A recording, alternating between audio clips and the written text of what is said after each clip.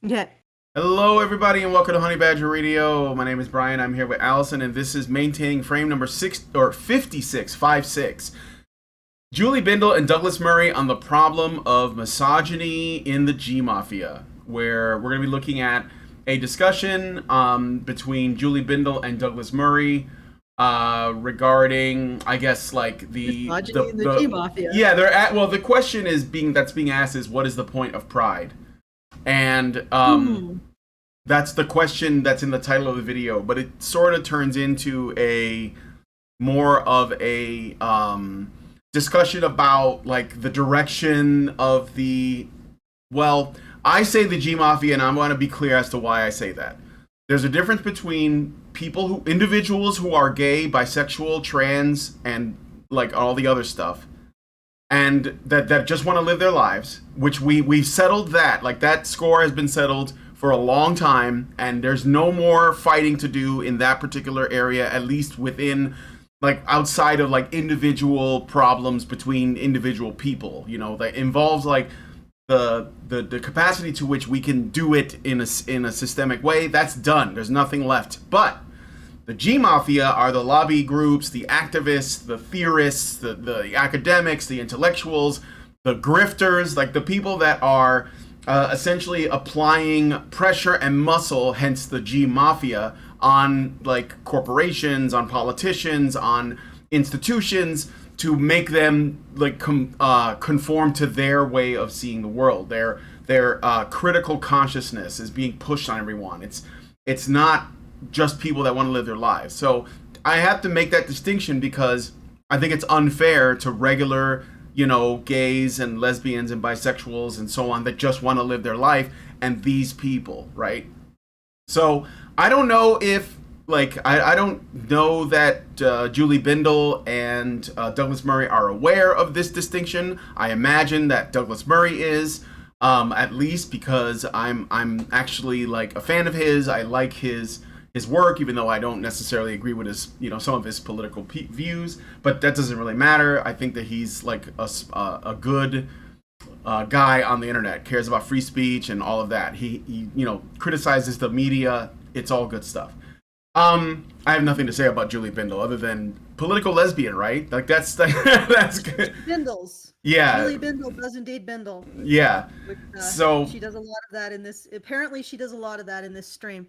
I just wanted to add a couple of things. I think the real difference between people who just want to get along, and what you're calling G Mafia, and really anybody can be in this category, is wanting to just live your life versus wanting to weaponize alleged victimhood in order to live other people's lives. Yeah, to make other people. It's basically the difference between acceptance, which is passive and doesn't really require much out of the person giving acceptance, and trying to make people celebrate you, right? It's like full on narcissism, and it is a real thing, and it comes in the form of, like I said, threats of violence and canceling and all of that.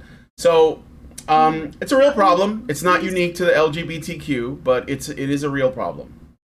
Yeah, it's narcissism, but it's also this desire to control. And I mean, if you have a weapon, I guess, why not use it? Yeah. But I would say we shouldn't have those weapons, nor should we use them.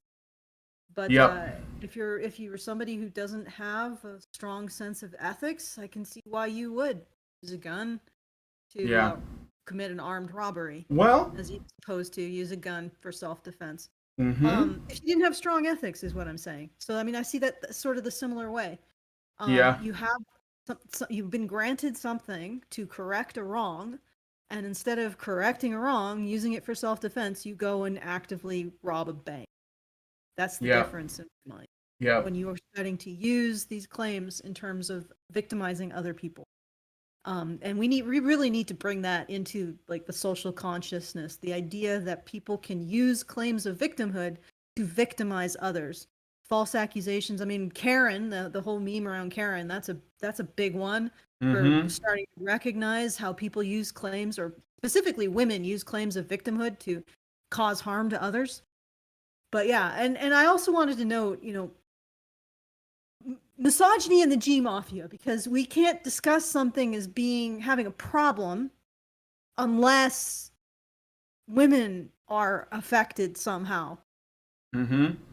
Well, yeah, I mean, this is something that I have talked about for a long time. Like the trans issue wasn't an issue until, trans women wanted to use women's bathrooms. And we don't have to go down the road of the bathroom thing, because we did that yesterday, and like it's a very old topic. But the point is, that's when it started. It was men, biological males, as they put it, in women's bathrooms, and biological males competing in women's sports. And it's not that that's not something that should be discussed. That could be a problem, because predators come in both genders. But it's interesting that it didn't come up until that happened. So well, you'll notice a pattern with people who are of more traditional bent, or the right, the political right, let's say. They only ever speak out against something if it affects women. You will see this, and I've seen this year after year after year. They spoke out against Muslim immigration. Why? Because, allegedly the Muslims were coming in here and raping white women. And, I'm sure that did happen. And there certainly the media didn't help with its particular way of reporting on things. But things that weren't mentioned was that there was a significant amount of predation on Muslim boys and young men by female care workers in the West, or in like Europe, the West. Like, and they didn't, there was like a couple articles on it, then it disappeared. And nobody cared about that, because the only time the right, which is supposedly a very masculine, and the only time they care about a problem is when it affects women. So all of all of what was functionally transgender, like all of the women getting into men's sports, and in a way that actually really harmed men, because they had to have these kind of false equivalency. So women had to go into the sports that men enjoyed. Well, women often do not enjoy the sports that men enjoy. For example, full contact sports. Women don't like those in general. This is what I've seen. I mean, as somebody who did Brazilian Jiu-Jitsu, women didn't like Brazilian Jiu-Jitsu because you have to spar, and that's a lot of physical contact. Women generally don't like that. They don't like football for the same reason. I mean, I'm not saying that all women don't like it, but there's a much fewer percentage of women who like those kinds of sports. And then they said, well, men's sports have to disappear because it's got to be equal. Well, that was the first imposition, or one of the first impositions on men's culture and men's spaces to accommodate women. And if you really think about it, this whole idea of women tromping into men's roles, men's traditional roles in society, is trans. It's an aspect of challenging the idea of biology. So men occupy these spaces, they have these roles. Well, it's not because of biology, because biology doesn't exist. It's because women are excluded from them unfairly. Where do you hear this rhetoric now? It's like the rhetoric has gone through the machine and now it's popped out the other end. Well, women are excluding trans women unfairly because of claims of biology. You see? Like, it's a rebound effect from the initial input. And the initial input is women have every right to kick men out of their spaces, to take them over, because men are in those spaces not due to biological factors, but because they're unfairly excluding women. And where those spaces, we don't have enough women, interest from women to occupy an equivalent number of women in those spaces, like, for example, football, an equivalent number I've never seen. Like, have you had, up to this point, is there a female football league? Sure, there is. There is kind of a sexy one, but I'm sure that doesn't count. So okay. Well, aside from the like sexy, but they're actually playing football. They're just kind of scantily clad, and so like there's I guess you could say it's more like a performance, but it is athletic women, and they are playing. It's just that doesn't count. If it's something that men might find appealing, it doesn't count. So so no, there isn't. No. Okay, so there unless has by never football been you mean soccer. No, I mean football. Okay. Yeah, there's never been a point where women have as much interest in football enough to have leagues, in high school leagues, college leagues, and yet, but male football spaces have to contract so that it's equal. And you can't say, well, there's a biological difference there, so you're never going to get equality. No, men have to lose their opportunity for community, for cooperation, for leadership building, for learning sportsmanship, for all of this, and also their opportunities to use their athletic prowess to make money. Men have to lose that just to create a false equality for women. Think about that. And we can't appeal to biology as a reason why that shouldn't be done, as a reason to protect men's spaces. We can't do that because that's misogyny.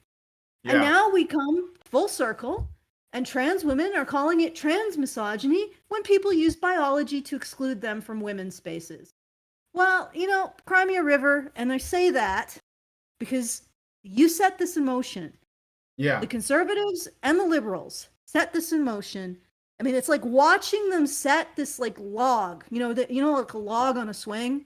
You know what I mean? Mm-hmm. Like you have a big log and it's like chained to a swing and can swing back and forth. You get what I'm saying? Almost like a battering ram. Yeah. All right. So the liberals and the conservatives did their gosh darn best because they wanted to save the women's from the dread patriarchies. And the dread patriarchy somehow has become synonymous with biology. And we can't say that because biology is bad. We can't use that to protect men. They shoved that log so far back. They just pushed the crap out of it. And then you're like, well, that's going to come back to you. And bam, it did. Mm-hmm. So, it's not just, told you so, cry me a river. It's also just pure physics. You created this mess. And you insist again on looking at it only through the lens of women. And you're just going to make it worse by doing that. Yeah. And I think for the most part, men are just walking away from the entire argument. Yeah. They're just like, this is not my fight. Well, I mean, I don't blame them. Like, they're not allowed to add anything anyways. It's not their space. You see, right. Every space that a woman controls, men don't have an opinion. Yep. And women are more and more controlling all of the spaces. So we're going to be looking at this conversation between Douglas Murray and Julie Bindel. Just as a heads up, everyone in this discussion is gay. So that's that. Even the host. So like there is no like heteronormative opinions coming out of here at all, because we wouldn't want that. And they generally like agree on a lot. So I will say, like I said before, I know that Julie Bindel, not my favorite person. She hasn't really changed in like ever. She's always been like a second wave radical feminist, political lesbian type. And any opportunity to complain about men, she will take it, because that's what this is for her. Douglas Murray, I normally like on a lot of things. I saw him in a great Monk debate. He's great on free speech. He's great on criticizing the press. He is also gay and pretty funny, but I think that he gets some of this wrong. And I think it's because this is the more popular narrative is that men are taking away women's spaces by identifying as trans. So, obviously, just like a fucking net full of monkeys on cocaine came up with this, but that's where we are. So before we get started, yeah, I got some stuff to say. I got to stop. I just want to put it down to brass tacks. You got rid of the biological excuse. It's gone. All right, and now you want your cake and eat it too. Yeah. Okay. So if you want to send us a message, please do so at feedthebadger.com/justthetip. You can send us a tip and a message, and we will endeavor to read it during the show. I just want to do a heads up. This is a bit different than our usual. I am doing a fundraiser to help raise the funds to get my story edited, The Captive Eye. which tagline, Game of Thrones meets Alice in Wonderland. If you would be interested in helping me out, you can do so at feedthebadger.com/I.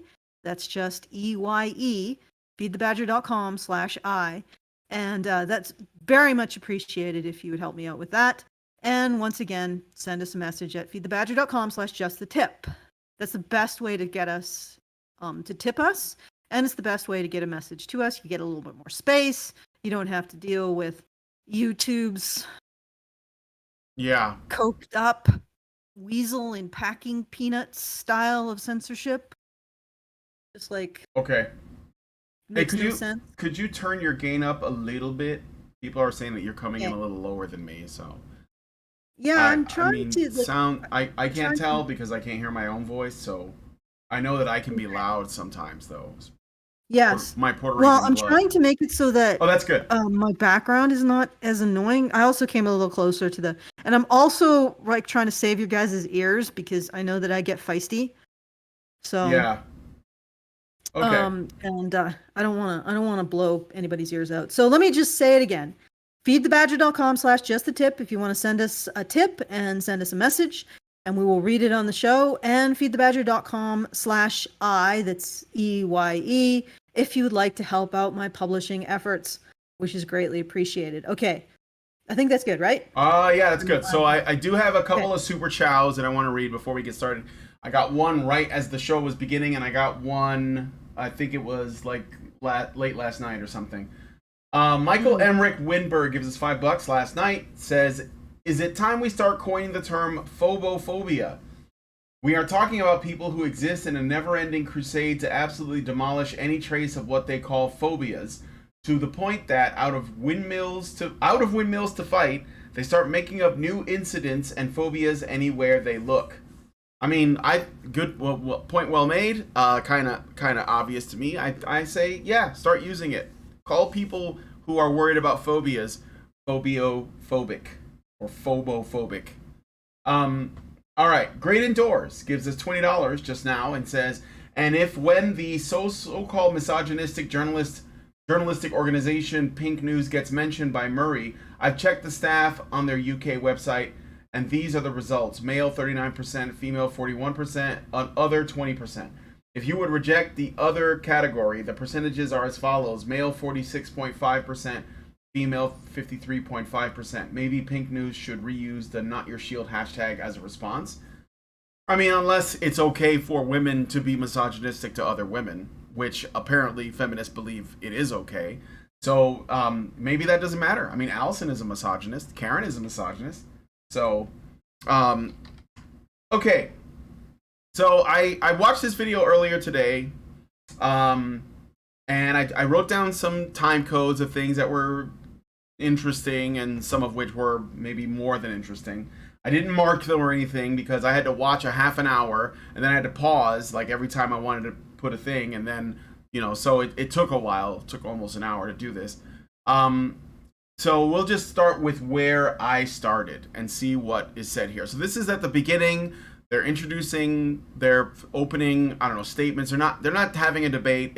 They basically agree on almost everything, if not everything, that they're discussing here. So let's go ahead and hear out the political lesbians' position.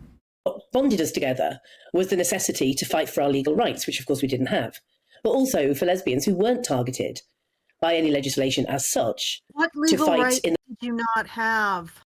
Do you mean the legal right to get your asses in men's spaces?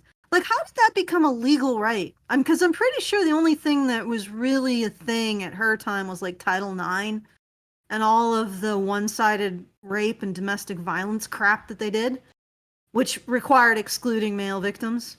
So what she really means is that she was fighting for a right to become woman only. So, for example, a right for a man and a woman to be able to find shelter if they are in a situation of domestic violence. Women like this, feminists like this, fought for that to only apply to women. So when she's talking about women's rights, she's not talking about rights women didn't have. She's talking about rights men also had. Or she's talking about rights that women shouldn't have had in the first place with Title IX. which is not a right. She's again, she's misusing the word right. Feminists always do this, and nobody seems to catch it and call them out on it. Like, I would have jumped it. Well, obviously, this isn't meant to be a antagonistic conversation, but if I was there, I would have said, that's not a right. What's a right? Tell me what a right is.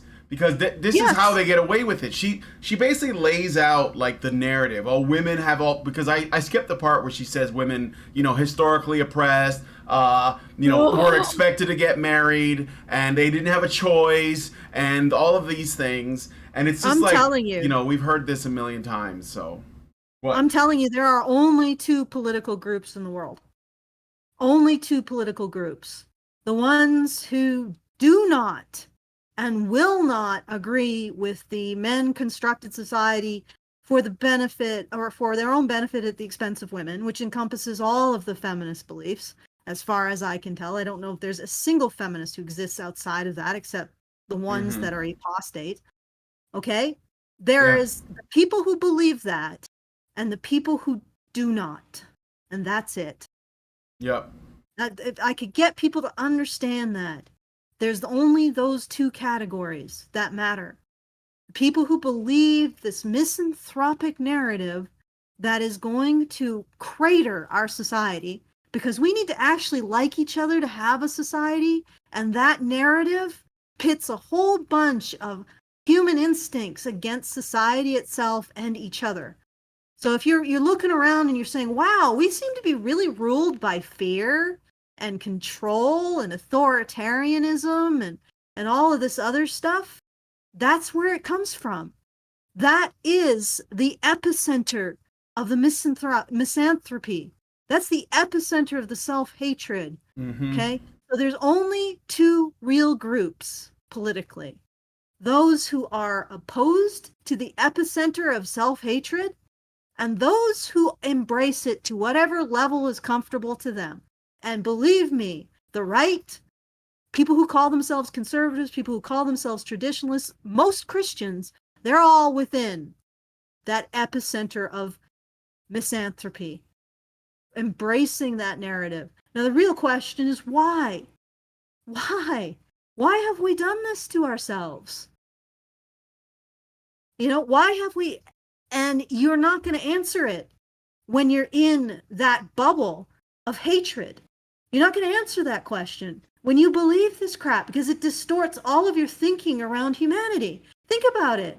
She believes that men hate women, that men don't care about women, that men have never cared about women, that men's predominant action towards women is oppression. At the same time, as somehow she gets what she wants from these people who supposedly hate her utterly.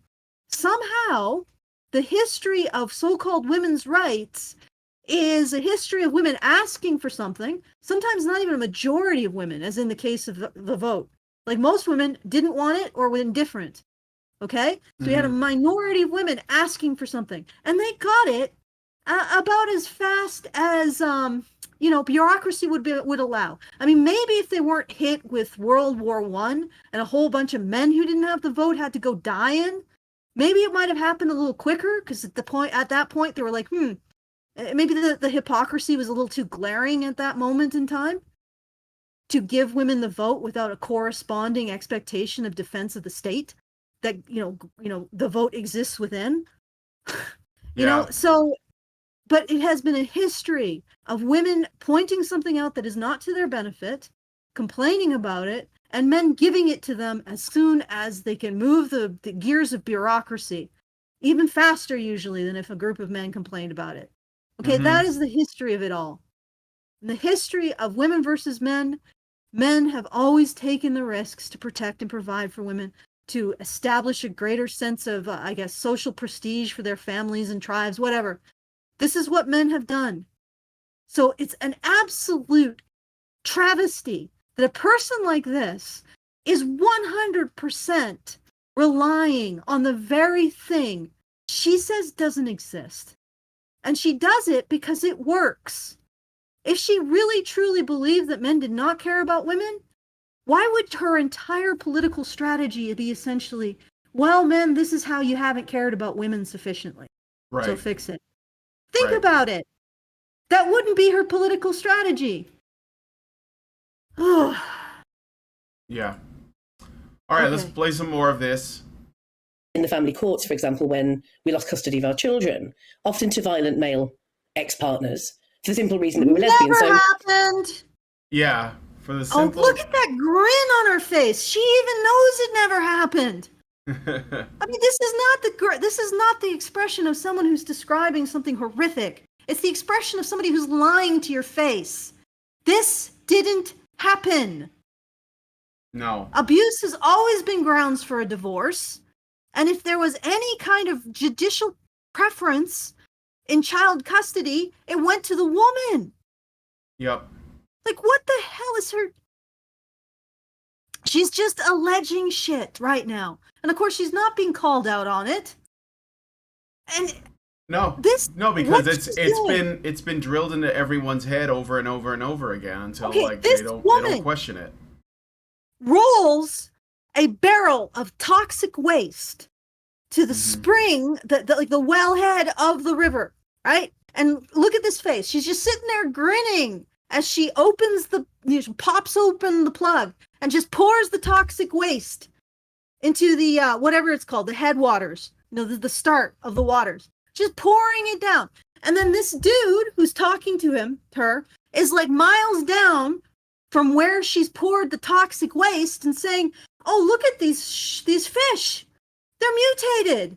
And then she just fucking moseys on down and says, "Oh, that's terrible. Yeah. Oh, how dare the fish mutate?" Yeah.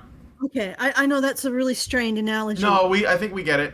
I mean, like, ultimately, this is what we've been saying, is that, like, these, like, second wave, and I put that in quotes, feminists that are complaining about what's happening now, the last thing they want to do is basically say, I think we may have created the conditions for this to happen in the first place. And because that is what it is. I mean, like, you're dealing with the G Mafia now because you started this.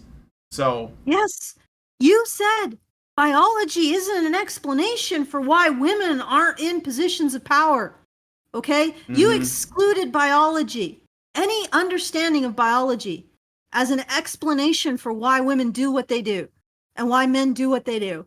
And you substituted the idea of a patriarchal force forcing everyone. Men are responsible. It's not biology, it's men are responsible. Yeah. Okay? And now you are at the end of this, having said that it's men's identity itself that is responsible for evil in the world. And then there are some men popping out of the woodwork and saying, well, hey, if it's my identity that's the problem. And now you're saying, no. You can't do that. Mm-hmm. Yeah, your identity as a man is the problem and the source of all the world's problems. But you can't abdicate it. Sorry, did I got too loud? No, it's okay. Tried. All right, let's... No, it's not okay. I've got to really... No, it's fine. Let's continue. There was lots happening, very direct discrimination. And of course, we'd just seen the end of the honeymoon period in the Gay Liberation Front because the lesbians had walked out getting sick of the sexism of the men. So here we are. What's sexism? From the men. Well, I mean, I was going to say maybe, because this is the thing, like, originally the I guess you could say the fight for gay rights was started by gay men because gay men were the ones dealing with the discrimination at work and things like that. And then the lesbians came and they kind of co-opted it. And, then that's why the acronym starts with an L, because they used to be GLBT or GLB. And now then they made it LGBT. Okay, you know who really started it? The femmes, the male femmes. Okay, the very people that this woman is condemning started the movement that she feeds on like a goddamn leech. Yep. Like they give her legitimacy, and you can see the smug. Like, this is Duper's delights, friend. Look at this. And it's every single time we pause, we see the same expression on her face. The slight quirk of a lip, on one side. That is the expression of contempt, of contemptuously getting away with something. Mm-hmm. And she's damn right. She did contemptuously get away with something. She hijacked a movement that started by the very people that she now condemns. Yep. Ugh. Yeah, and of course, like, gay men are sexist towards women for some reason. But I think, but she didn't specify gay men, probably for two reasons. One, Douglas Murray's a gay man, so he might like stand up for himself. But probably more importantly, because to her, all men are men. It doesn't matter what they're like. It doesn't matter if they're gay, or if they're straight, or if they're trans. So, and I mean trans men and trans women. How people saturated in such, well, I don't know if it's hatred, because I'm pretty sure she knows what she's saying is bullshit. Mm-hmm. Saturated in such contempt and overt. Like, maybe she doesn't hate men. Maybe they're just an inconvenience. Maybe they're just a projection of her own psyche and own inabilities and insecurities. Yeah, or a tool. But she expresses overt hatred. And these are the people that we listen to in our society. These are the people that we listen to about what men are like and what men do. You're going to sit here and tell me that women express no sexism towards gay men or any man? What about that there was a stupid movie I watched recently from like the 50s where a woman married presumably a bisexual man who was in love with another man who was in love with that man before he even got in a relationship with her. She found out about it. She sent his lover to jail and lied about it for 50 years, and she was the hero. That sounds pretty damn sexist to me. Yeah. Especially the whole context that she's the freaking hero of it, or that she's still a sympathetic character after having wood chippered this poor fucker's life. And yes, he came clean about his love before she locked him down for another 50 years. Oh, and she never came clean about the fact that she sent his lover to jail. Not until it was too late for him to actually have a relationship with the man. Oh, man. Yeah. I'm sorry. I don't know if I can handle this much concentrated bullshittery. I get it. All right, let's get a little further. Different century, same shit. Anyway, so it was good fun, but I do remember thinking that we didn't quite fit together as lesbians with some of the gay men and their demands, and there was a little bit of a kind of being gelled together like a broken teapot lid. All right, so I guess what they're discussing now is that the LGBT populations, like the subgroups, they don't actually really fit together, and they're just kind of lumped in together, and that it only became more strange as they added more letters to the acronym, which I am inclined to agree with. Like, I don't think that there is anything in common per se between lesbians and gay men, other than they like their own sex. But that's not really, like, so what, like a heterosexual couple that is monogamous doesn't like other people, whether they are of the opposite sex or not. So it almost doesn't really matter. But it's a weird thing to suddenly get on board with now that the trans people are coming for, in your mind, are coming for you and your spaces. Because before, when you could use the acronym to get power, to get money, to sell books, whatever it is you were doing, there was no problem using that. But now you're like, oh, I don't think trans people belong with us. I don't think they're one of us. What? She's found a new form of victimhood to exploit. Yeah, basically. So, anyway, there was a lot of trans. I bet there was a good portion of trans women in Stonewall. But now she just, gonna throw them under the bus. Mm-hmm. One of the things that I find most despicable is disloyalty. Yeah. And and he basically is just along for the ride, huh? Well, I mean, like I said, like, I mean, he says things that I generally agree with, like that he doesn't like pride parades. He thinks that they're obnoxious. He doesn't think that people who attend them are special, and he is gay, but he just doesn't think it's worthy of celebration to this degree, to where we're giving it a whole month. Ironically enough, and I do think this is political, so I just want to make that clear. Pride Month happens to take place in the same month that we have Memorial Day, May Day, which is like the Normandy like landing or whatever. That's sort of recognized in the same month, and Father's Day. Isn't that interesting? But now all of that is overshadowed, like and even Flag Day, which I know it's not really a big thing, but that was like today or yesterday. So anyway, I think that he is generally not, he doesn't argue with Julie Bindel. She kind of like runs the whole conversation, or most of it. I mean, he does have some things to add in, and I disagree with him on this. I think that, again, the problem we're having is that these kind of I don't want to give it a label, but like this kind of person, like Douglas Murray, is sort of like a Peter Boghossian, James Lindsay, Helen Pluckrose, Dave Rubin. Like they wouldn't call themselves conservative. Not that that matters, because again, they're still playing the same game. But what they want is a return to what they believe was the status quo, which is basically the way things were in the 1990s. And they thought that that was like some kind of golden era, but it's not. It's like the issues that we talk about on the show were still going on then. It's only gotten to the point now that they're like intruding on the lives of people who used to belong to protected groups, or at least that's what they perceive, and that's why they're complaining. But really, like, if you were looking at the situation for men in the last 100 years, then you might not be in this situation now. Mm-hmm. Well, here's the thing. When you decide that you no longer want to recognize masculinity as a legitimate identity, which is everywhere now, it's almost undeniable. And the people who deny it are the ones who say, well, toxic masculinity. And when you challenge them to find one thing positive you associate with masculinity, like they associate toxic things, they can't.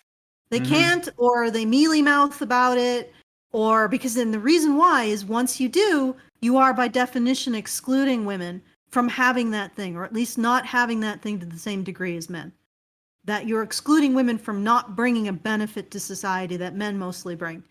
And it's freaking obvious that men bring a benefit to society. But regardless, when you do that, when you take away, when you say the future is female, when you actively embrace femininity as superior to masculinity, or even say that masculinity doesn't exist at all, so all of the previous masculine virtues are actually feminine virtues that have been denied recognition in women, when you do that, what you see is a slow, inexorable, and inevitably gets faster and faster ebb of masculinity out of society. It becomes disreputable.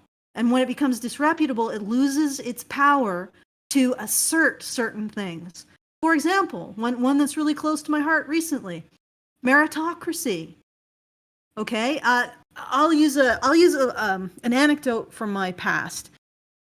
That's sort of a direct line for why I ended up on this side of the chasm, talking about things the way I'd.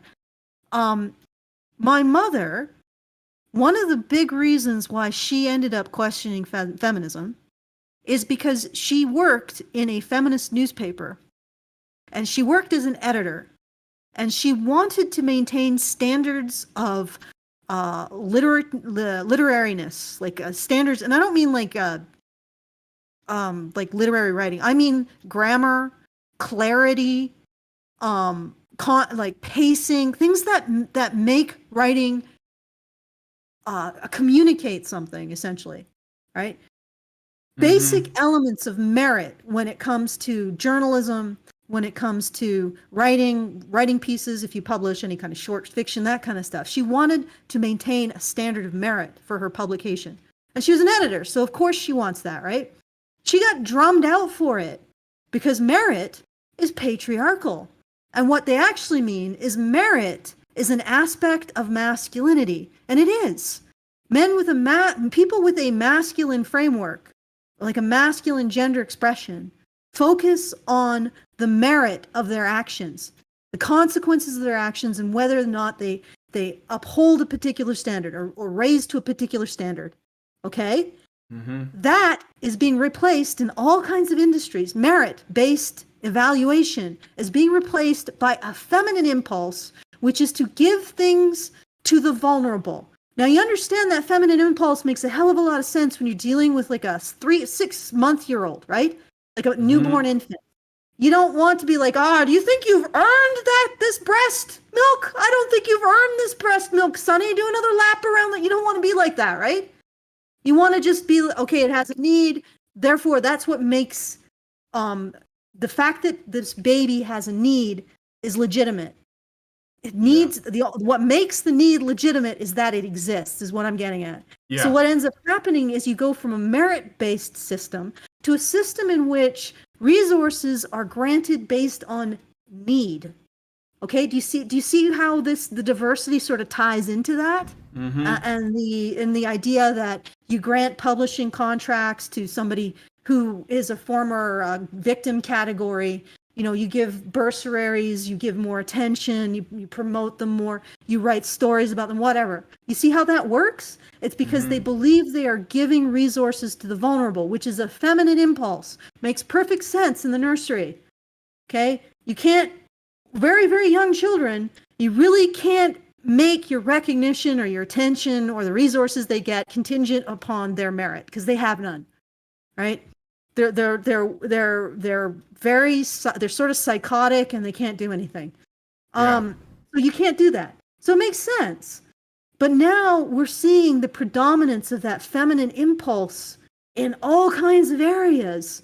And it's leading to things not getting done poorly, product that nobody wants to buy, and the loss of income and the destruction of entire industries, because women also get into it. And when for example, my mother says, oh, hey, I think we can't publish gibberish. People need to understand what we're saying. We need to uphold standards of merit for the things that we publish. You get women saying, but that's patriarchal. You should just publish my absolute gibberish that I wrote coked up. I refuse to submit to any kind of meritocracy.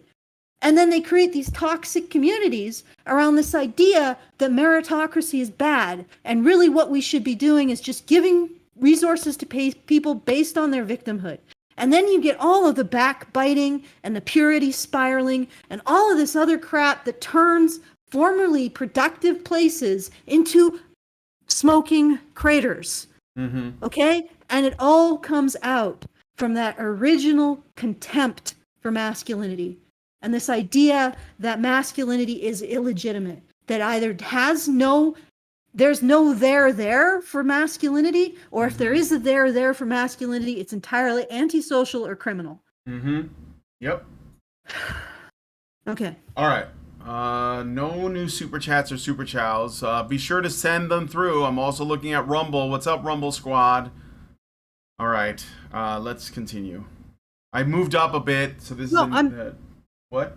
Send something in, guys. Tell us we have some merit to our thoughts by giving us a super chow. Yeah. Feedthebadger.com is that there's a new misogyny wrapped up in this movement now. And if anyone wants to see that, they can see the fact, and I can't stress this enough, I try to stress it wherever I go these days, that I say things about trans issues which Julie says, which J.K. Rowling and others say, and I get absolutely no blowback. I mean, partly I don't care anyway. But the point is that I get no blowback. I don't get mad purple-haired maniacs gluing themselves to the floor when I speak in public. Julie Bindel gets the threats, gets these people hounding her. J.K. Rowling gets them. Kathleen Stop. I'm pausing it there for the banana. Just so you know, the colors look weird because I changed them, and I'm also playing the video at a slightly higher speed. This is to protect us from... This is Douglas Murray. Douglas Murray? Who is Sir Simp? Oh yeah, I know. See, so he's making this claim, and I think that there is, if I don't think it's true, for one, that, like, you know, Julie Bindel and J.K. Rowling and Posey Parker, like that they're the ones that get like the most, like, you know, aggression and hatred or whatever, and that the men who speak up don't. I don't think that's true. I think that's a lie. I mean, he's either like delusional or he's being dishonest, because that's not true. Plenty of men have lost their jobs, and this is just for like not necessarily being critical of trans people, just for like, you know, saying, you know, I don't know that this is a good idea. Like the guy from the Toronto Blue Jays that, you know, had a complaint about like something to do with the pride thing in the baseball team, and they were going to cancel him, and then he took it back and apologized, something that you never do ever under any circumstances, and they're still calling for his resignation. So that happens to anyone who dissents. Now, it might be worse for feminists, only because they are seen as traitors. It's kind of like a black person criticizing Black Lives Matter. So it might be a little bit more aggressive for that reason, but not because of misogyny. That's ridiculous. So anyway, okay, I wanted to point out also that women tend to have a louder voice in these issues. So you're going after bigger guns.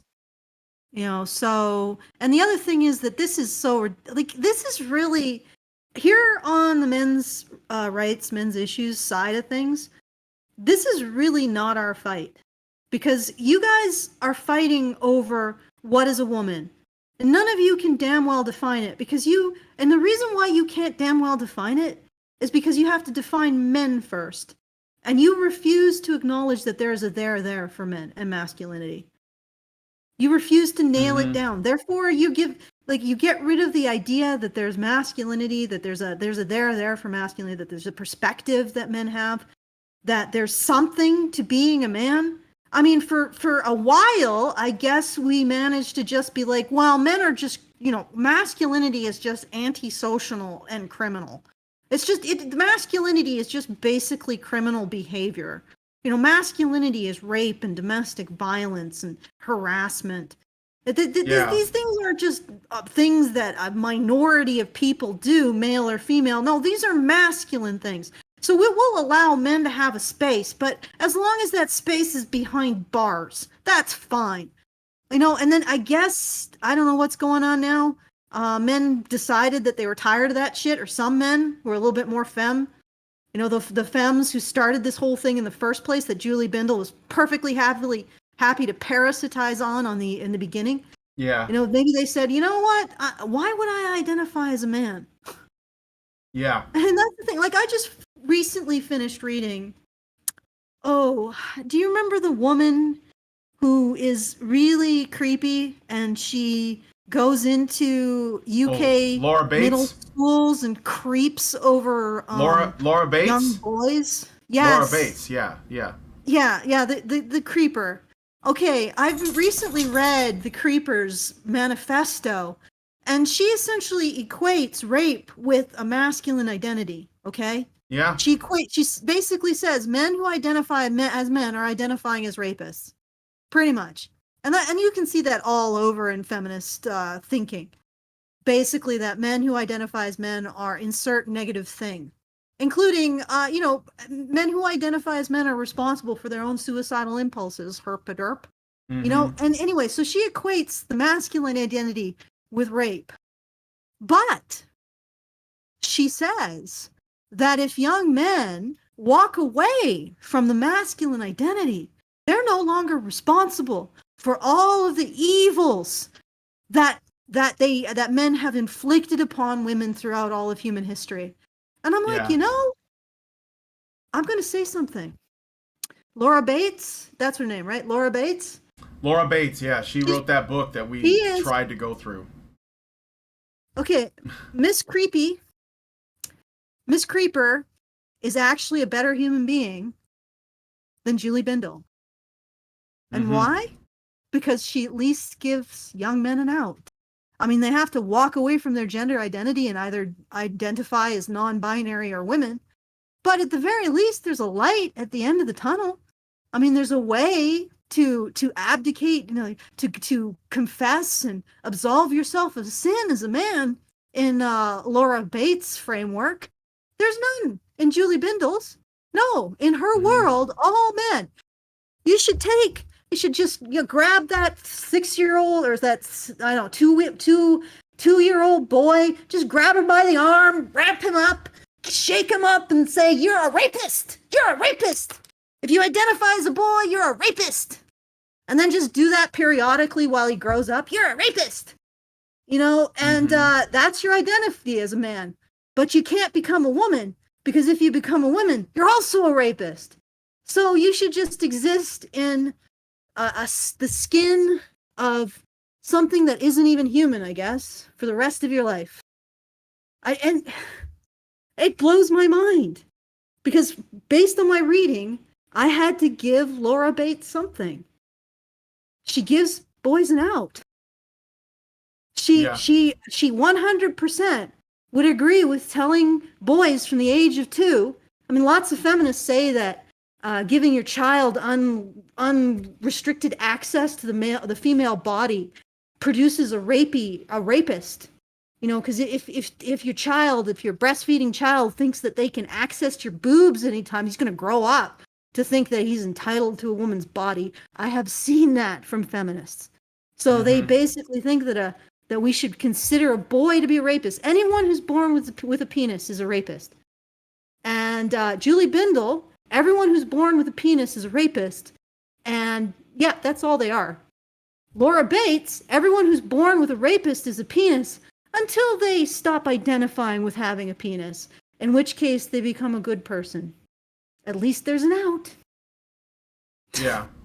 Yeah. And I cannot fucking believe that our society is at the point where these are the people who are considered an authority on men and boys and masculinity, who are considered to be the ones who have the right to speak about these issues. These are it. I'm going to tell you, our society doesn't deserve to continue. It won't, and it doesn't deserve it. Okay, I got a super chow and a super chat. 2 super chats, actually. So thanks, guys, for the messages. I'll read the super chow first. Ergo Proxy gives us $5 and says the reason J.K. Rowling gets it worse is because to them she's not just an enemy, she is a traitor. Yes, that's what I was saying. I don't think it's because they hate women. I think it's because they hate J.K. Rowling because she's not towing the line the right way. Albert Nada Retro gives us $2.20 Canadian and says just got here. Welcome to the show. And Derek Workman gives us $5 and says they define merit by victim group membership. They complain about meritocracy while promoting one. Yeah, they don't like that. These people are trying to get above them in the progressive stack, right? Like I shared this audio clip in it was in Canada. I don't know what part. And there was a teacher yelling at her Muslim students because the Muslim students didn't want to celebrate or recognize Pride. Duh. And her her statement was that if you're going to be a Canadian, then you have to. It's the law, and you have to celebrate Pride regardless of your religion. So even remember when Islam used to be right at the top of the heap? That's gone now. So, but at the end of the day, it still boils down to women. So I don't know what Julie Bindel's complaining about. Anyway, so let me see. I think I have. Yeah, this is a little bit more of this clip, so I'm going to play some more. Doc gets them. If anyone wants an absolute proof of this, there's a disgusting website that is the residue of a defunct gay paper called Pink News, run by a pseudo-journalist called Ben something or other. They have run thousands and thousands of articles in recent years attacking J.K. Rowling, basically as the devil incarnate. She holds precisely the same views on trans that I do. She holds precisely the same views on trans as her fellow Scottish writer Irvine Welsh does. How many times has Pink News attacked Irvine Welsh? 0. All right, I'm pausing it there. Irving Welsh? I don't know. So Dude, maybe it's because Welsh? I don't know. But maybe it's because J.K. Rowling is more famous. I mean, yes. We're looking at the generation that grew up on Harry Potter, so what? People who think that men simp because of sex need to look at this man. Okay, this dude is gay. He don't care. And look at the woman. I feel sorry for whatever creature she decided to inflict herself on as a political lesbian, if the woman is still alive and not, buried in under 6 foot of dirt. But anyway, like this man does not care about women's sexuality, and yet here he is simping with the best of them. She's more famous than Irving Welsh. I have never heard of Irving Welsh. Irvine Welsh apparently wrote, I don't know, Irvin Welsh. He wrote Trainspotting, which... okay, well then... That hasn't been relevant in a long time. And again, I don't think the kids that are angry with J.K. Rowling read Trainspotting, so... Again, about Trainspotting? Yeah, or care about it. I mean, so... So they're paying more attention to a foundational element of pop culture than some dude that wrote a niche Scottish drug piece. Wow. Jeez, you're right, it has to be misogyny. Yeah. God damn. Xeranx gives us $5 and says the idea that having access to boobs engenders a rape equality says a lot, considering how some women grab other women and men. No. Well, yeah, but when women do it, it's fine. Like that. Like this is like, you can look at like cosplaying women. They will grope each other. They'll basically do stuff that if a man did it would be considered assault. But because it's a woman, nobody like feels in danger or afraid. It's kind of like how women. Too. Yeah, and they'll do it to men too, right? So women will do it to men because again, when women do it, it's just not. There's nothing wrong with it. It's just playful. So. Yeah, I mean, honestly, a lot of the stuff that we say that men are entitled, men are rapey, well, if we actually held women to the same standard, boy, it would just blow our hair off how freaking entitled and rapey women are. Yeah. Like, I have experienced that.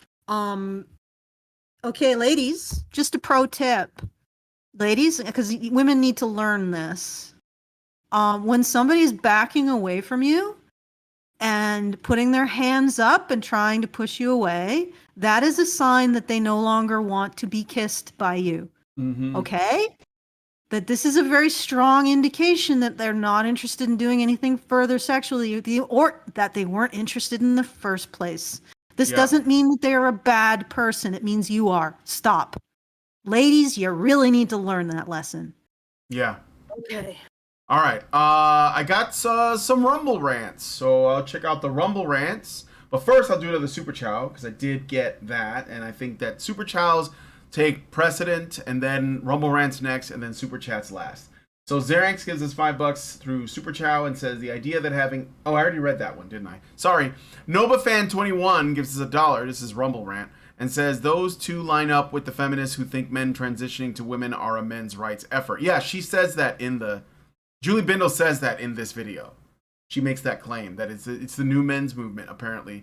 Men who transition, that is the men's movement right there. Well, here's the thing. Julie Bindel is like most second-wave feminists. She considers there to be no legitimacy to the masculine identity, no biological basis. What does she want men to do? Kill themselves, Allison. You should literally, if you're saying... There is no there to the masculine identity. By definition, Julie Bindel, you are saying that there is no there to the masculine identity, that men cannot legitimately identify as men. What the hell are they supposed to do now? Mm-hmm. Okay? Mm-hmm. Some of them, I guess, can identify as non-binary, but you're also, I'm pretty sure she's calling them out too, because the non-binary people are even more. Oh yeah, they go into the non-binary people too. Yeah. Yeah. Sure. So she's probably calling out. So men can't identify as not men because well then they'd have more claim to oppression than her. But according to her own rhetoric, men can't identify as men. Mm-hmm. What the hell are men supposed to do? Like, yeah. And the funny thing is that I'm some kind of radical for pointing this out. Like, little lady, you told men you have no identity, no legitimate masculine identity. This is what your movement did. Remember toxic masculinity, no ability to identify anything positive in the masculine identity. It's just all evil. It's all responsible for the evil of the world. Okay? So the world would be better off if men didn't identify as men.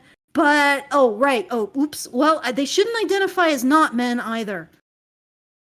So basically, what is the solution? Just to kill boys. Well, they have that covered. A lot of these radical feminists.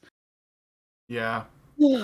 And like I said, it's astounding that a person like this, who basically has a pat of well-rotted manure for a brain, she is the one who sets the agenda. Like, I'm pretty sure if we popped open her skull in Minecraft, we might find like a cockroach on a hamster wheel. And that's basically what's powering this leviathan of hate. And it's like, and yet she's the one in our society is crowned to speak on these issues. And you know what? Lady, you said men have no legitimate identity.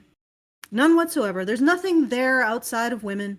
It's just any legit so-called identity that men had was just the patriarchy excluding women from things, including virtues. So men have nothing to offer in terms of their identity except for bad things. But God forbid they identify as anything else but men. Because then they might slip through the final solution, you know?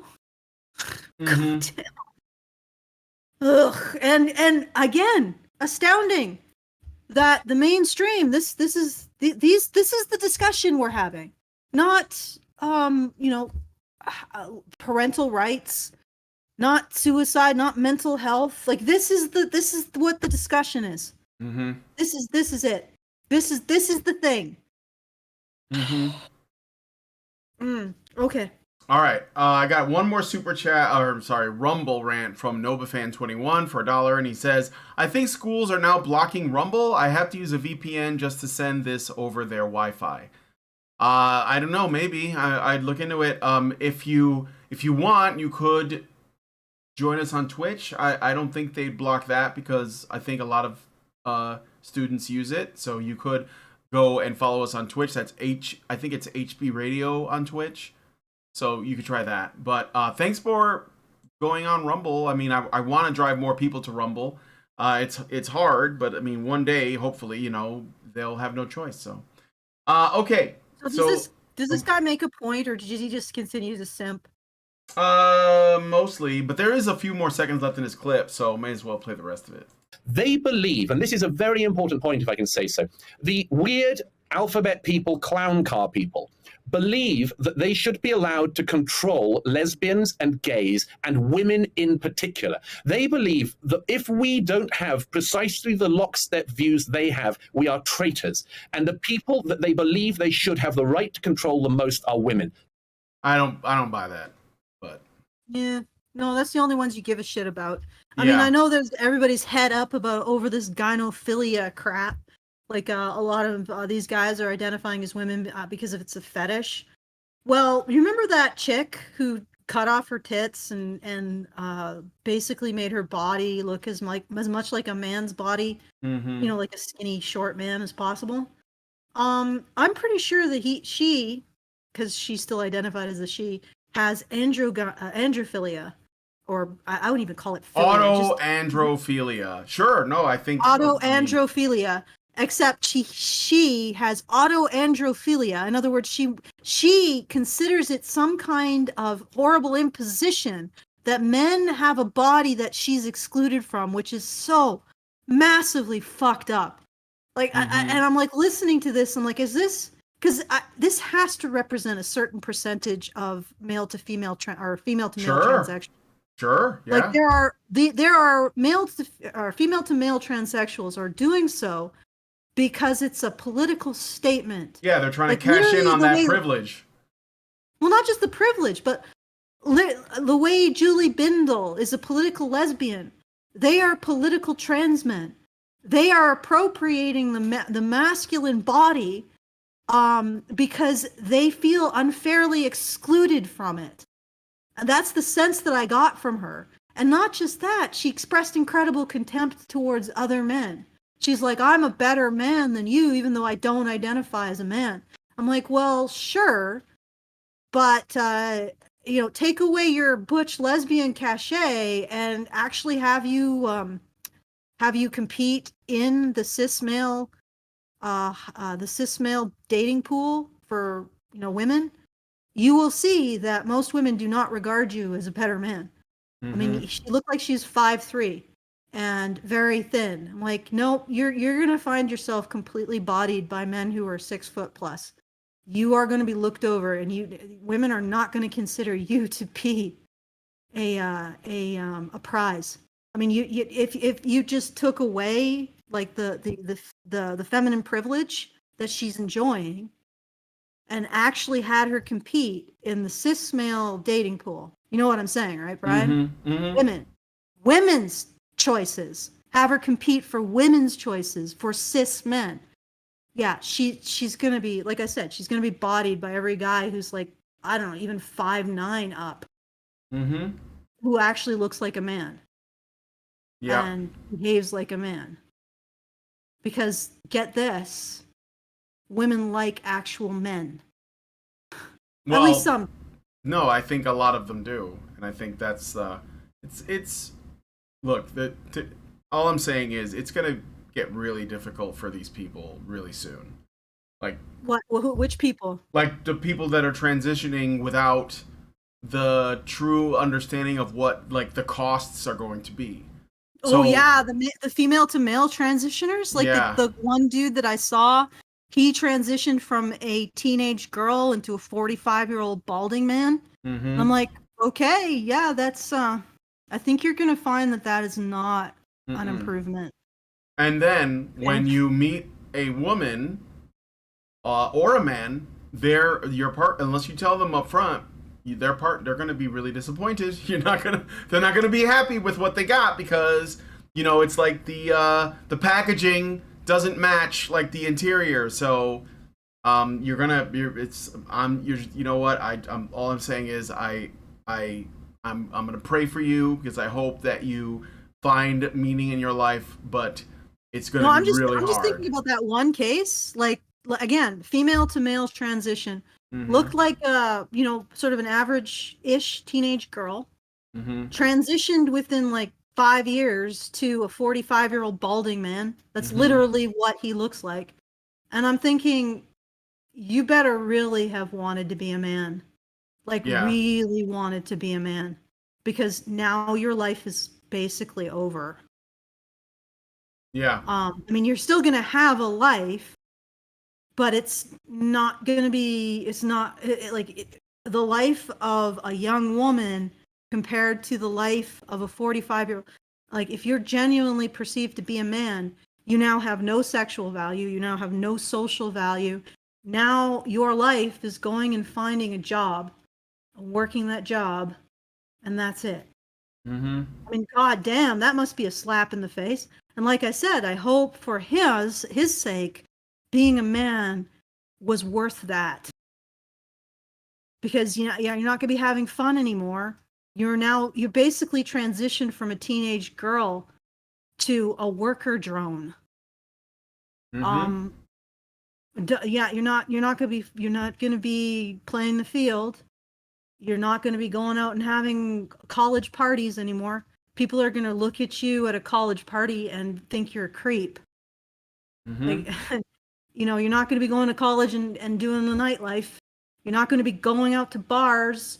You're not going to be going on Tinder because you've just completely destroyed your sexual marketplace value utterly. So your life is now, you better go find yourself a job. And again, I hope it was worth it. I hope that really filled in a need that you had psychologically, because you're going to have to live off of that need being fulfilled for the rest of your life. Yep.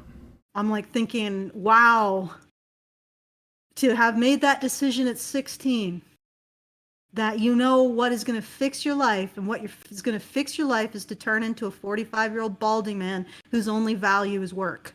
Yeah. That's if only there was somebody that could intervene, like a father. Oh, I'm sure. I'm sure. Oh yeah, but the thing is, like, if the father was there and he's like a liberal, he's gonna be like, no, yeah, I got all the privilege. Yeah, me being a 45-year-old balding man. Yeah, no, I'm sure that there are cases like that, but I think that in a lot of cases, the people who do this, they don't know their father, or they were abused by a step parent or their mother or something, and so this is like, I mean, the history of abuse in the trans population, it's like a very high number. It's like up there with the abuse suffered by men who are incarcerated for violent felons. So it's basically in the same ballpark. It's just a different difference of expression, let's say, of that trauma. So, I could be wrong. I'm open to being wrong. It's okay. That's what talking is about. It's like, exploring ideas. I could be wrong, but I don't think I am. So anyway, well, I do want to be careful with that because there's a lot of overlap with the whole suicide thing. Men commit suicide quite a bit, and that can be used by feminists to implicate their gender identity as something to be removed. Sure. So I don't want to do that with trans people either. Okay. But it is a good point to point out that there is a very strong association. With yes, there is a high suicide rate in the trans population. So it's one of these things that nobody wants to look at, and I don't know. We'll see. Like I said, well, nobody wants to acknowledge the fact that transitioning doesn't seem to fix it. Right, exactly. If, and this is the thing, this is a big if. This is why I think it's important. The persons who are getting the transitions, who are taking the hormones, the puberty blockers, the surgeries, and all of that, if they are not certain that this is what they want, then because they're doing irreversible things to themselves, then that will be an issue. Like if you're somebody like a Blair White or Theron Meyer, and this is something that you thought very deeply about, you waited until you were old enough, you looked at all of your options, you knew and you acknowledged what the costs are going to be, and then you went ahead and did it, well then, bully for you, and I hope that this is like what makes you happy and that it works out for you. But a lot of people, especially very young people, are being pushed in this direction. I've joked about, well, not joked, because it's not funny, but I've talked about how it appears to me that the queer lobby, and I say queer because that's their word, I'm not calling them an expletive or like a slur, that's how they define it. They are erasing gays and lesbians because they are transing them, right? So that went young, yeah. You know what I'm saying? So because I talked about this on the show yesterday. And that's legitimate. Yeah. That's a legitimate thing that Julie Bindel could bring up. But she won't. She's still complicit. She's still complicit in the bullshit that's leading to this. She's basically poisoned the water and complaining that the fish have been mutated. The frogs are gay. The frogs are trans. Well, you poisoned the damn water, Bindel. Yep.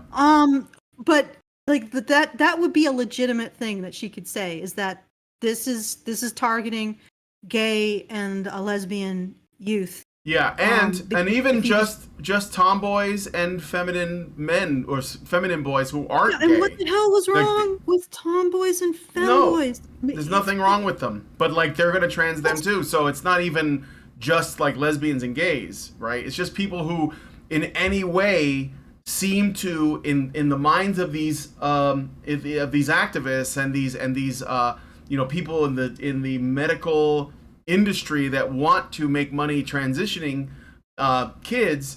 Well, I mean that they don't care. They just go, oh, you're a tomboy. Oh, that means you want to be a man. You're not. It's not a phase. Like being emo. It's it's a thing that you have to commit to wholeheartedly. Or it's not just. It's just a aspect of your personality. You're a more masculine woman. So what? You're a more feminine man. So what? Yeah, exactly. You're more feminine man. Okay, well, you're going to be like a great artist or musician. Bada boom, bada bing. Everybody's fine. Mm-hmm. You're a more feminine or you're more masculine woman. Maybe you'll be a homesteader or a rancher or something. Who knows? Who cares? Yeah. You don't have to do. And the other thing is that we really need all these girls who are transitioning to men. You got to sit them down and say, okay, you are transitioning from a girl to someone whose only value is his work. Are you ready for that? Yep. Nobody's going to care about you except how you benefit them and how well you work. Yep. Okay, that's it. Unless you have the good fortune to come across our podcast, in which case you will be valued for more than that, and we will express value for masculinity in masculine men and women, or masculine, whatever, masculine women and men. Okay, we'll express value for that, and we'll describe the value of that. But if you are a female to male trans, you got to be prepared for that. Mm-hmm. Okay? You are going to take a huge hit in your social value, your sexual marketplace value, and it's going to be a shock. Yeah. And the other thing is that I guess a lot of male or female to male trans men are perplexed why their parents might be upset. Well, because your parents didn't want a boy. Yeah. Okay. Yeah. It's guaranteed that if your parents are Western, that they have a preference for girls. Like, this is well documented. Western people, like, girls are easily adopted. They're the ones that are most likely to end up in a placement. Boys are not. That's because in general, the attitude towards boys is that they are unwanted. People do not want boys in the West. Okay? So when you say to your parents, who probably wanted you because you were a girl, oh, hey, I'm a boy now, they may be pissed because they didn't want a boy. Because very few people in the West do. All right, let's. All right. So I got like 10 minutes before I need to go, so we can probably do the rest of this clip. I did get another super chow, not super chow. I'm sorry, a Rumble rant from NovaFan21. Gives us $1 and says, "I wonder if second wave feminists can win against the G Mafia by pandering to young men temporarily. What are your thoughts on that? I don't think they will, but if they did, I don't think it would work."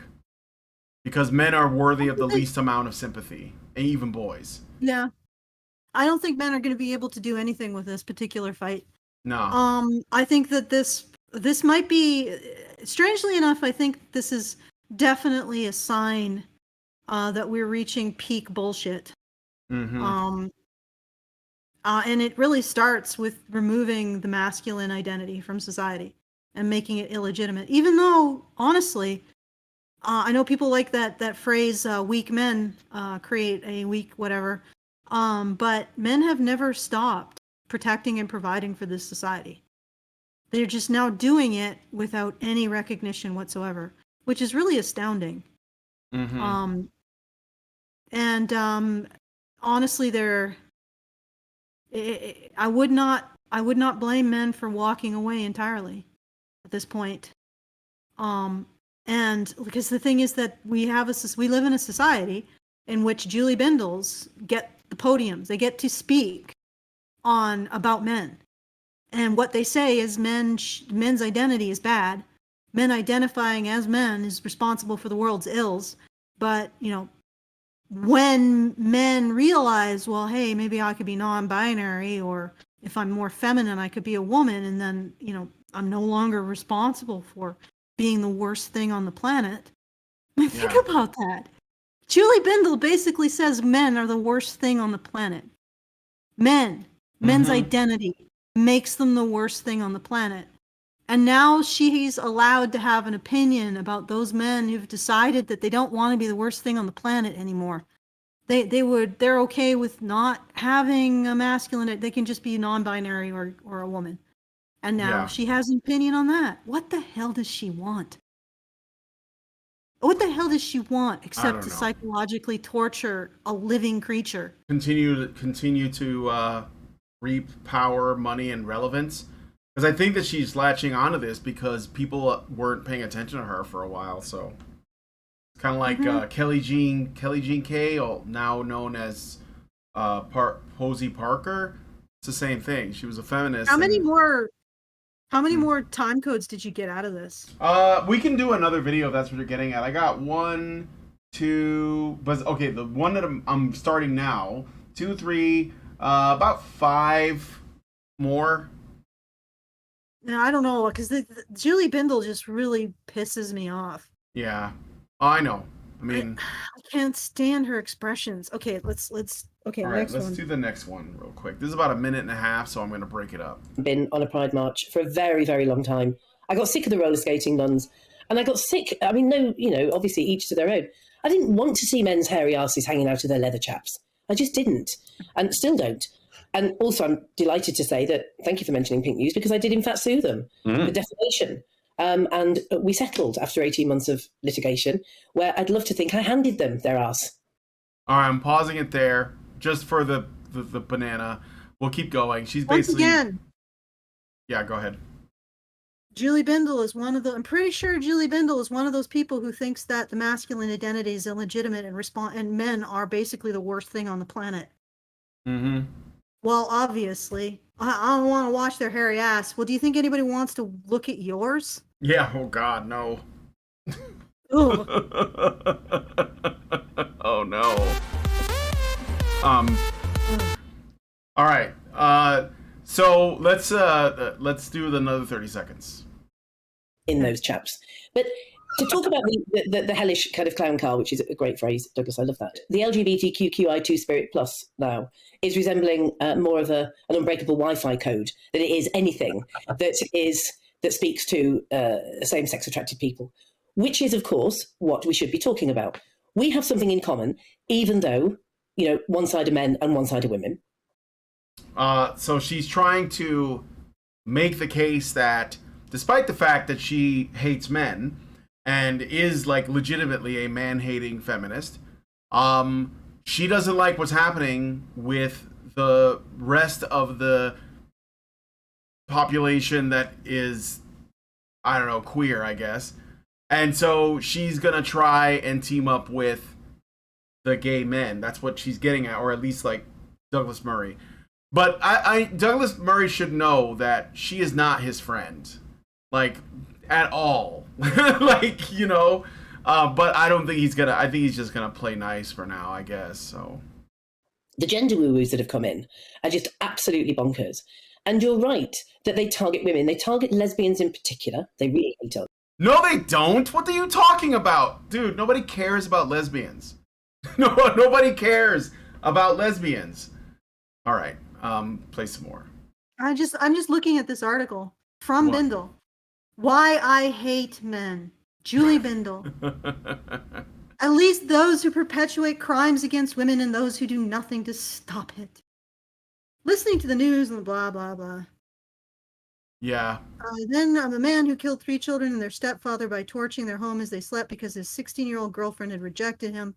Okay, so basically she just essentially associates criminality with masculinity. Basically what I said. Mm-hmm. So I just wanted to confirm to myself that she is as horrible as I had a vague recollection that she was. She is, yeah.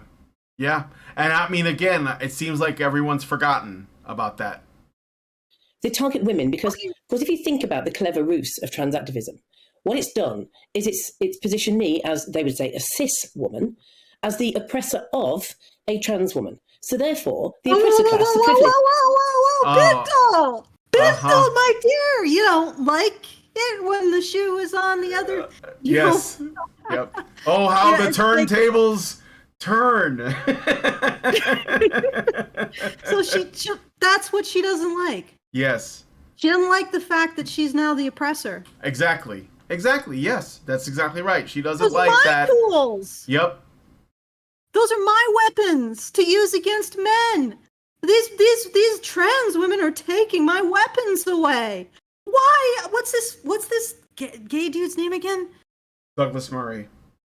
Why Douglas Murray? I would be telling you just how awful a human being you are for having a penis. If only I didn't have to get my tools back from these people. I mean, don't you realize, Douglas Murray, I'd be strapping you down and drilling into your brain, but they stole my brain drill. Can't you help me get it back, Douglas Murray? Mm-hmm. Can't you help me get the weapons back that I use against you, Douglas Murray? Like, is this guy a moron? Okay. All right. Yeah, I mean, he doesn't seem to see what's going on. Yeah, it's like, again, like or he Julie thinks, Bindel. oh, she doesn't mean me, surely, Like, yeah, I'm the one good gay. Like when like, go ahead. Okay, I'm just setting a picture. Okay, so we've just walked in on this. Julie Bindel has had a gun to. Oh, God, I'm terrible with names. Douglas Guy's Murray. name again? Douglas Murray. So yeah. she just pulled a gun on Douglas Murray, and some horrible trans woman has, run out, arms flailing, and stolen the gun from her and pointed it at Julie. And this dude is like, what are you doing? I'm the one who's supposed to have that gun pointed at me. Give it back to her. I'm like, wow, this is some, I want to say like S grade. S grade, I can't say the R word. S grade detardation right there.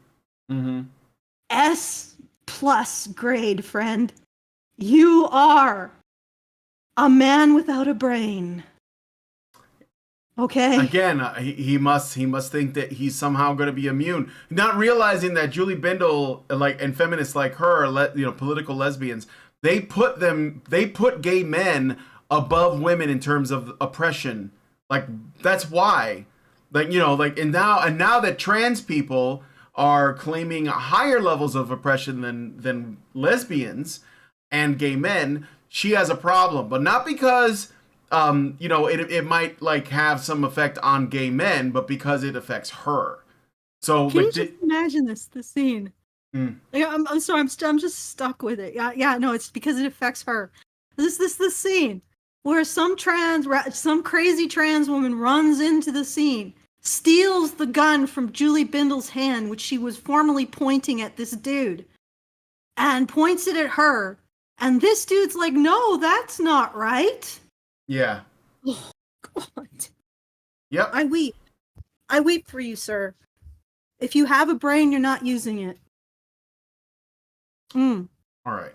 So, I can do one more clip. Let me finish this one. Whether you believe in patriarchy or not, whether you think women are oppressed, we all know that there's a disadvantage that women face in life compared to like men. No. What?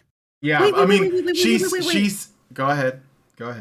Whether or not you believe in patriarchy, no, I'm not giving you that. Yeah, exactly. Disadvantage relative to men. Okay, again, I think you're talking about disadvantages, biological disadvantages, like women are smaller and weaker. But women have things like our tears turn off testosterone production and actually punish men. Okay? We have things like, I don't know, our voices are strident, and it seems like when you screech, guys just engage some kind of gear where they have to make it stop. I don't know. Have you noticed that? Like, yeah. It's like women can access like the sixth gear in men by just screaming. Oh, for sure. Absolutely. For sure. There's advantages that women have that men don't. For example, we can debuff and buff. And we can also call hordes. Yep. So there's some advantage to being the squishy wizard. I think you're overstating yourself there, Julie. Yeah. More like a cleric, because they're like in a cult. But okay. This will be the last clip, then I gotta go. Okay. And we are now the oppressor of men who identify as women. Now, Rachel Dolezal wasn't allowed to do that. Rachel Dolezal, the white woman who masqueraded as having African heritage, she was not allowed. In fact, she was the biggest villain that had ever walked the earth. So why is that? And my answer is... Well, let me just point out, because I know she's about to turn Rachel Dolezal into a victim, because she is transracial, and this is somehow the same. But she's claiming that she was made into some crazy huge villain. But what about Sean King? Like, there was literally a male version of the Rachel Dolezal, which is Martin Luther Cream or Talcum X. And Dolezal didn't get nicknames like that. So, and on top of that, by the way, Dolezal was on the board for the NAACP, so she got a good job of it. Sean King just tweets, and I guess he writes for the Young Turks or something. So Again, she leaves it out. It's not really important. She's just trying to like put the focus on men being the enemy, and so she's using the trans thing as a means to do that. Notice, because if I was there, I would ask her. I was like, "Well, what do you think about trans men? Do you think trans men are a problem, or is it just trans women that's the problem?" And I'm sure that only trans women. Yeah, I mean, the only thing with trans men, she might say, is I don't know why why they would want to live in the skin of my enemy, but I don't find them dangerous, right? So. Yeah, I mean, this is again, and it's funny how she allows for this idea that you don't believe in patriarchy. Yeah, I don't believe in patriarchy. I think it's bullshit, and I'm pretty sure you believe it's bullshit too, Julie. You just want your weapon back. And what? Boo-hoo! A crazy trans woman stole your weapon and is using it against you. I don't see the downside. Yeah. Trying to, but I don't see it. Not to mention the fact that you support this whole framework in which men only exist as villains. Like, a man who identifies as a man is responsible for being the worst creature on the planet. So what is he going to do? Well, maybe identify as something other than a man? Well, but you won't allow that. And you don't even see how you have constructed this entire thing. You have made this. But you've made this because you wanted to spend your life making money condemning men as being the worst things on the planet. Meanwhile, getting money from men, getting attention from men, getting a podium from men. You wanted to do that. And now at the end of your life, the buck has come due. The payment has come due. It's time to cash the check. It's time to pay for what you wanted. You wanted men to feel excruciating agony every second that they lived. You wanted them to feel like they were constantly trying to implode. You wanted their skin to crawl because they were men. You wanted them to hate themselves. You wanted them to live pickling in self-hatred. You wanted to inflict that on men. And now when some men have decided that they're just going to walk off and maybe identify as non-binary, you don't like that. Because you are a sadistic abuser. Or you don't believe any of this shit, which is entirely possible, in which case you're engaging in sadistic abuse, but you don't actually believe in the underlying rationale for it, which I don't know what that makes you. Still a horrible creature. Yeah. And it's really funny that you got on the podium and talked about how men are the worst thing to walk on the earth when, Julie Bindel, you are. And you don't have your weapon. Some crazy trans woman stole your weapon. Well, welcome, Julie Bindel, to the torture that you created. Yep. Now it's not being inflicted on the person or the people that you intended to have it inflicted on. Now you're experiencing it. Now, I try to have a sense of compassion. Okay, I'm going to suspend my sense of compassion for a bit for Julie Bindel. And I'm just going to say, well, you made this bed. Or rather, you made this Iron Maiden. And now you're in it. Yep. All right, let's play a bit more. Here is this. It's just a new men's rights movement, but this time it's populated in the main, and I'm not letting the right wing off the hook for misogyny, not at all, but it's populated in the main by men who claim to be leftists, Owen Jones, for example, who say that they're progressive. But I think, in my mind, my opinion, really hate women that are too big for our boots. Yeah. So long as they're shouting the loudest and we're in tow, they don't mind. But my God, do they hate us feminists, and they give us a good kicking via the trans ideology. You deserve it. And the fact is, she really showed her ass there for a moment. If you don't believe in patriarchy, so if I don't believe in the very basis that you use to justify psychologically torturing men and making them and presenting them as the worst things that have ever walked the earth, okay? And them identifying as men to be responsible for every human ill. If I don't agree with your justification for your seething hatred, okay, so you're saying that you understand that you might be wrong? Yeah. No. Like, this creature's despicable. Yes, I know. She's complaining because she's getting it back at her. You know what? I'm not pro-radical trans activists by any means. But holy God, if they're giving it to these individuals like this, yeah, I can't say I hate them. Yeah, it's kind of like when in the She-Ra show when Hordak showed up and overthrew Skeletor. I was like, well, you know, whatever. Like that's what this is. Alien versus Predator. I mean, just let them fight, as it were.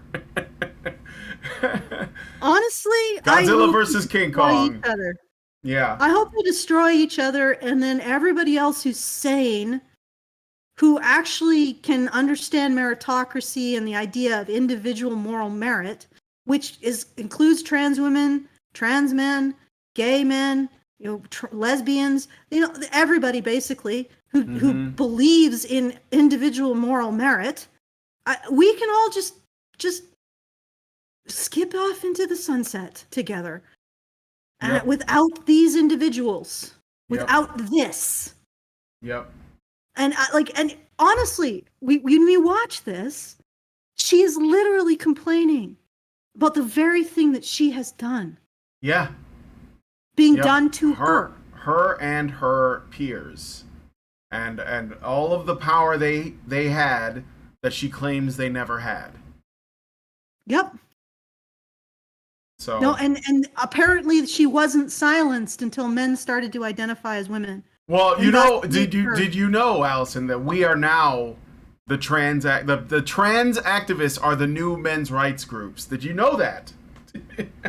Did you know that they're not just dressing up as women and wearing I guess thongs with their hairy asses showing like she puts out, but they're also talking about circumcision and child custody and divorce courts and false allegations and prison time and all these other things. Did you know that? Because that's what she's claiming. We're basically just as bad. So that means that either she thinks the trans lobby or the G Mafia is as bad as the men's movement, which she probably thinks very little of, or the men's movement is as bad as the G Mafia. And I don't really think it matters which one it is, but you know what it is? They just use in this patriarchy that puts men's benefit before women.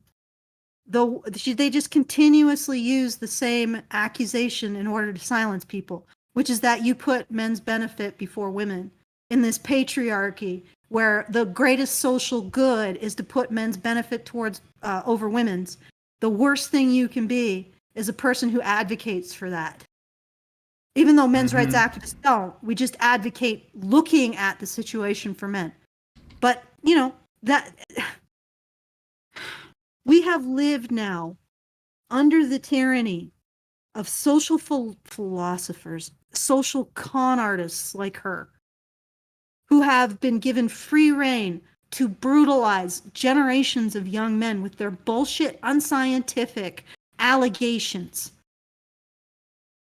And she has the audacity now to get upset that the weapon that she constructed has been taken, or not constructed, that men constructed for her and gave her to use against men, has been taken from her and now is being used against her. Yeah. Some people would consider this to be unfair. I consider it to be karma. Okay, is there anything else in this mess of detardation and sadism that has any worth whatsoever to respond to? No, I mean, there is. I do have more clips, but I don't think there's much else really. I mean, we can, like I said, I gotta go anyway, but I do have some super chows I should read first. Yeah, I got some super chows. One of them is pretty freaking long.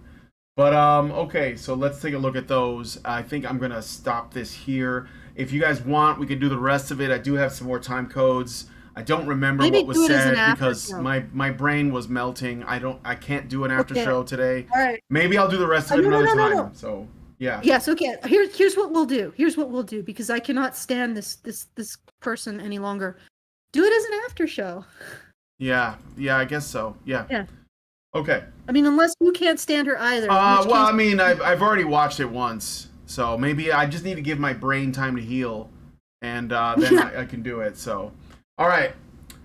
Super Child Zeranx gives us $5 and says there's a page shared by John Davis. He's the lawyer that I've had on the show a couple times, allegedly showing a U.S. plan from the 1970s to encourage homosexuality and limit large families or families at all.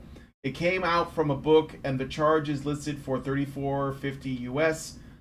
If the social engineering has been in place at the same time, Second Wave was espousing anti-family and anti-natalist views, there might be something to what I've heard about Rockefeller funding feminism and feminists. All right, thank you, Zeranx, for that. Could be worth looking at. Plain Dane gives us $23 and says the thing those within the LGBTQ plus have in common is that they all have a mental disorder that's based on their sex. If you're not heterosexual and non-gender dysphoric, you have a mental disorder based on your sex. From what I've researched, it seems that it's caused by hormones, specifically feminine hormones and masculine hormones.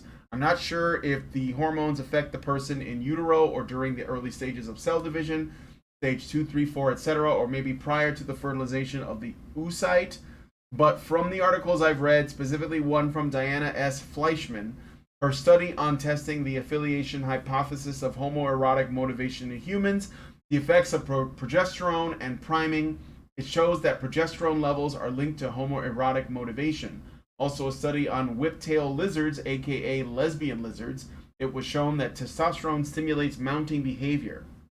I've read on subreddits that straight men that have used meth that wish to or engage in homosexual acts while high on meth, and from what I've heard from friends that know users, this seems to be a common thing. This is why I call anything that's not heterosexual some kind of a disorder, and I don't think I have to explain why gender dysphoria is a disorder. All right, thank you, Plain Dane, for the super chow and the long thing. So, Allison, did you want to say something? Well, I could blow your mind a bit.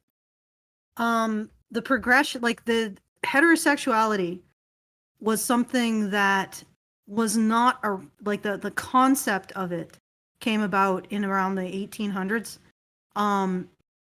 Before that time, we had a very Christian view of sexuality. So acts were either reproductive or non-reproductive. And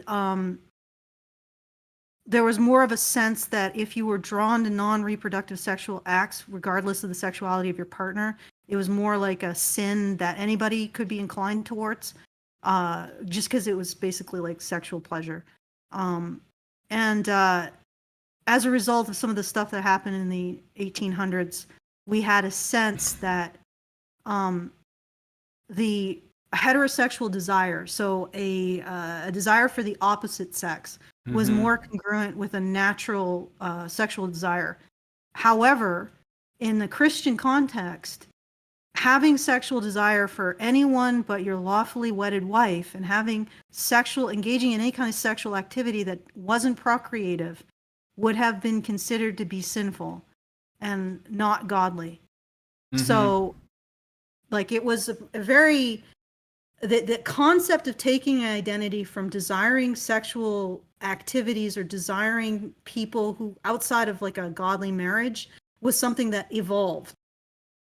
So even heterosexuality itself is getting away from the Christian notion of sexuality, which is Christian, you focus on sexuality or sex with your wedded partner. That's it. Yeah. And it's not creative. That's it. Everything else is a sin. Yeah. And having desire for anyone else is a sin. Okay? So even a man desiring someone else other than his wife, so coveting your neighbor's wife, that's a sin. Okay? So it's much more restrictive And then there developed this idea, this lenience, so that you say, oh, well, if they desire sexuality with the opposite sex, that's inspired by the natural instinct. So we're gonna give a little bit of wiggle room to that, and then develop an identity around that. But before that time, the idea of taking an identity from your sexual desires rather than your Christian ethics or morality would have been very bizarre, and possibly not very socially acceptable. So that's something to consider as well. I don't know if I've shed some light on it, but basically this idea of identities based on sexual desire is very new. It is usually in other cultures around the world, for example, men will take an identity from being a husband and being a father. Not in particular their sexual desires. Their social role is what I'm getting at. And this is very unique to Western cultures. So I think that that's something to consider. And I think ultimately when you open up that can of worms with taking an identity from your sexual desires as opposed to your social role, or your relationship to sin, your moral attitude or your expressions, and you instead say, well, I'm first and foremost AX because of my sexual desires, then you just basically open it up into everything else. Okay? And that's what I think is happening ultimately. But that is a little rarefied, and it probably is the exact opposite of what this person is trying to say. So anyway. All right. Well, that's it. Think about. Gotta stop it here. So go ahead and give your final thoughts. All right. So thank you for joining us. Oh, wait, that's your final thoughts. I thought that you like to send I got it. Okay, go ahead. If you'd like to sorry, I'm stealing your final thoughts. If you'd like to send a message to us after the show is over, we will endeavor to address that message at the next show or the next relevant show. You can do so at feedthebadger.com/justthetip. Very much appreciated. Send us a tip, send us a message. We enjoy both. And again, feedthebadger.com/justthetip. You can do it anytime after the show is aired. Whenever you feel the urge strike you. Okay, back to you, Brian. Right. Okay, so if you guys like this video, please smash like, subscribe if you're not already subscribed, hit the bell for notifications. Where was I? Leave us a comment. Follow us on Rumble, HP Radio on Rumble, also HP Radio, I believe, on Twitch. And please share this video because sharing is caring. Thank you guys so much for coming on today's episode of Maintaining Frame, and we will talk to you all in the next video. Men's rights activists are machines, dude. Okay? They are literal machines. They are talking point machines. They are impossible to fucking deal with, especially if you have like a couple dudes who have good memory on top of that too. Holy shit, you're fucked.